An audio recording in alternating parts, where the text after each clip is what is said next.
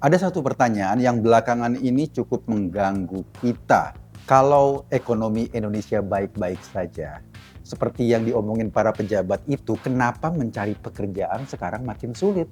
Pertanyaan ini muncul karena kita terus menerima dua informasi yang dua-duanya saling bertolak belakang. Di satu sisi, pemerintah menyampaikan bahwa kondisi ekonomi Indonesia relatif stabil, pertumbuhan ekonomi berada di kisaran 5,61%, inflasi terkendali, bahkan dibanding dengan banyak negara lain, Indonesia dianggap cukup tahan menghadapi ketidakpastian global. Tapi di sisi lain, kita juga melihat pemandangan yang berbeda di lapangan. Belum lama ini misalnya ribuan pelamar memadati sebuah bursa kerja hanya untuk memperebutkan jumlah lowongan yang sangat terbatas. Fenomena seperti ini bukan lagi kejadian yang langka.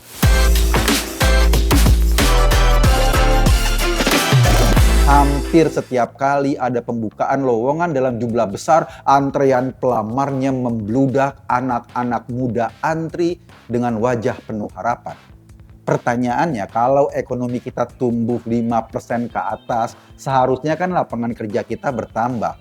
Lalu kenapa anak-anak muda itu justru makin sulit mendapatkan pekerjaan belakangan ini? Nah, disinilah kita perlu melihat persoalannya lebih dalam. Selama ini kita sering menganggap pertumbuhan ekonomi dan penciptaan lapangan kerja sebagai dua hal yang otomatis berjalan beriringan. Padahal kenyataannya nggak selalu begitu. Ekonomi bisa tumbuh tanpa menciptakan cukup banyak pekerjaan baru, setidaknya di atas kertas. Bahkan dalam beberapa tahun terakhir, banyak pertumbuhan justru ditopang oleh sektor-sektor yang tidak menyerap tenaga kerja dalam jumlah besar, di sektor pertambangan misalnya. Sementara itu, sektor manufaktur yang selama ini menjadi mesin penciptaan lapangan kerja justru sedang menghadapi tekanan yang begitu berat. Beberapa industri tekstil dan padat karya mengalami penurunan permintaan. Gelombang PHK terjadi di berbagai daerah. Data PMI, Purchasing Manager Index Manufaktur, juga sedang mengalami kontraksi. Angkanya kurang dari 50%. Akibatnya pasar kerja menghadapi tekanan dari dua arah sekaligus. Di satu sisi, setiap tahun jutaan anak muda baru masuk ke dunia kerja. Mereka lulusan SMA, lulusan kuliah. Di sisi lain, kapasitas industri kita untuk menyerapnya nggak bertambah secara signifikan. Hasilnya, ya yang kita lihat belakangan ini, persaingan kerja menjadi semakin ketat. Lulusan sarjana bersaing untuk pekerjaan yang dulu biasa diisi sama lulusan SMA. Sebagian akhirnya masuk ke sektor informal atau pekerja gig seperti driver online. Sebagian lagi bekerja di bidang yang tidak sesuai dengan pendidikan mereka. Dan sebagian memilih menunggu sambil terus mengirim lamaran yang gak kunjung ada harapan. Masalah ini menjadi semakin menarik ketika pemerintah mulai memperkenalkan pendekatan pembangunan yang baru yang diistilahkan dengan Prabowonomik. Intinya, peran negara akan lebih dimaksimalkan.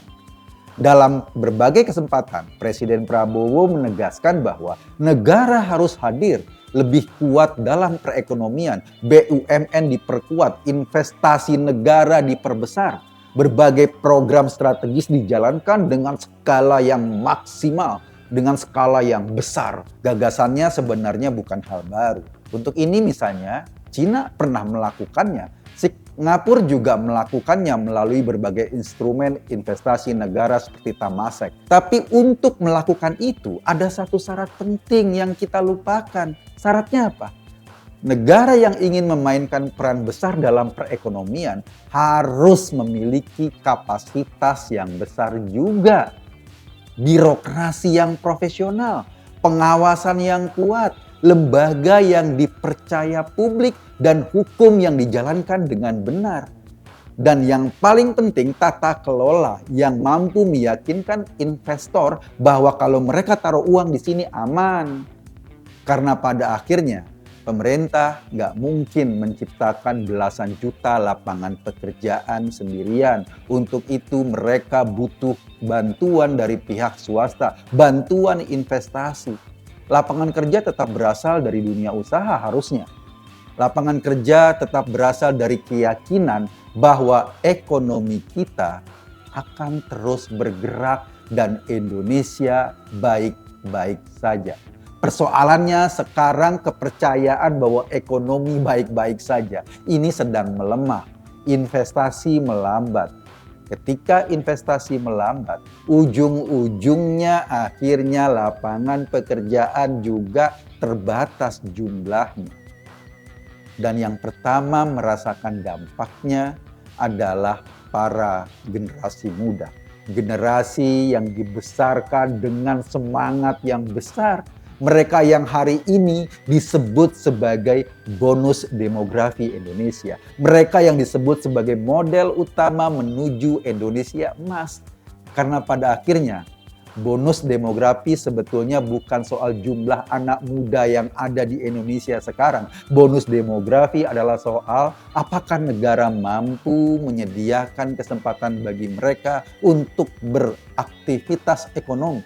Kalau kesempatan itu nggak tersedia, maka bonus demografi hanya akan menjadi angka statistik yang indah di atas kertas dan ujung-ujungnya menjadi bencana demografi. Coba bayangin, ketika jumlah anak muda yang besar itu, mereka tidak tertampung dalam ruang-ruang pekerjaan. Mereka punya kefrustasian. Padahal mereka sudah belajar serius. Mereka jadi mahasiswa yang serius. Ketika mereka lulus, mereka kemudian berjibaku memperebutkan lapangan kerja yang sedikit. Dan tentu saja banyak anak muda yang tidak tertampung di sini. Akibatnya terjadi kefrustasian massal. Dan energi muda ini apabila tidak disalurkan dengan cara-cara produktif, pasti akan berbahaya. Pasti akan berpotensi menciptakan problem sosial yang jauh lebih serius. Iya, pemerintah ingin banget menciptakan lapangan pekerjaan dengan proyek-proyek yang gigantis, dengan biaya yang besar. Ada KDMP katanya, dan KDMP itu diharapkan mampu menampung sekian ratus ribu lapangan pekerjaan. Ada dapur-dapur MBG yang juga mau menampung sekian ratus ribu pekerjaan. Tapi pertanyaannya, keberadaan KDMP, Koperasi Desa Merah Putih, dengan model bisnis yang kayaknya mirip-mirip dengan minimarket gitu, itu kan beresiko mengganggu lapangan pekerjaan atau usaha-usaha yang sudah dibangun oleh masyarakat. Jadi ketika negara dengan biaya besar menciptakan institusi-institusi baru, ujung-ujungnya bukan menambah lapangan pekerjaan, cuma memindahkan saja. Karena lapangan pekerjaan yang sudah tercipta, misalnya dari minimarket yang sudah ada, dari warung-warung, akhirnya tergerus lalu muncul entitas baru. Jadi nggak nambah lapangan pekerjaan sesungguhnya. Saya membayangkan jargon tentang Indonesia Emas 2045 yang basisnya adalah bonus demografi kita, di mana orang-orang atau penduduk yang usia produktif jauh lebih banyak dibanding penduduk yang tidak produktif. Tetapi penduduk yang usia produktif ini ujung-ujungnya tidak sanggup untuk masuk dalam lapangan pekerjaan, tidak sanggup untuk menghasilkan secara ekonomi. Ini akibatnya apa? Akibatnya adalah tadi kefrustasian. Yang kedua, kan usia produktif ini kan nggak terus-terusan. Waktu makin berjalan, ujung-ujungnya sekarang yang masih dianggap produktif kan ujung-ujungnya akan pensiun juga. Bayangin kalau saat mereka produktif lapangan pekerjaan nggak tercipta. Nanti mereka pensiun akan menjadi beban di Indonesia masa depan, di mana jumlah penduduk produktifnya makin berkurang karena terjadi penduduk yang lebih tuanya banyak, ya kan? Karena kita bertumbuh, usia bertambah. Akibatnya beban negara ke depan makin luar biasa karena penduduknya tua-tua. Ini dialami misalnya sama negara-negara yang penduduknya sudah beranjak senior, Singapura atau Jepang. Nah, sekarang nih sebetulnya kesempatan emas kita apabila negara maupun swastanya bergerak cukup lincah untuk menciptakan lapangan pekerjaan. Dan kemudian disinilah waktunya kita menabung. Disinilah waktunya negara membangun basis-basis ekonomi. Sehingga nanti ketika penduduk makin tua, basis ekonominya sudah terbentuk. Bayangin ketika sekarang penduduk yang produktifnya dominan, tetapi basis ekonominya belum terbentuk. Apa yang terjadi di masa depan? Kita sih khawatir banget. Kok kayaknya Indonesia Emas 2045 ini makin jauh dari bayangan, makin jauh dari angan-angan. Kalau sekarang tidak difikirkan. Persoalannya semua retorika besar pemerintah itu ujung-ujungnya mestinya memberikan kecukupan ekonomi buat masyarakat. Gak ada guna retorika yang besar. Gak ada guna ngomong Indonesia ini bangsa yang besar. Gak ada guna kalau di rumah-rumah anak-anak muda banyak yang nganggur. Kalau lapangan pekerjaan tidak terbuka, kalau ekonomi makin susah. Yang kita rasakan justru kefrustasian massa. Ini yang bahaya buat masa depan Indonesia. Kita pikir pemerintah minimal melihat potret ini secara lebih realistis deh. Agar tidak mengganggu masa depan kita. Ketika pemerintah ngomong besar, ketika pasar kehilangan kepercayaan, ketika swasta makin deg-degan karena peran negara yang begitu dominan masuk ke semua sektor industri, ujung-ujungnya kita yang makin keleleran dan makin susah menggapai masa depan. Buat anak-anak muda, kita berharap semua agar pemerintah mau lebih serius nih mikirin mereka. Mikirin kita-kita yang gak gampang masuk ke wilayah pekerja formal.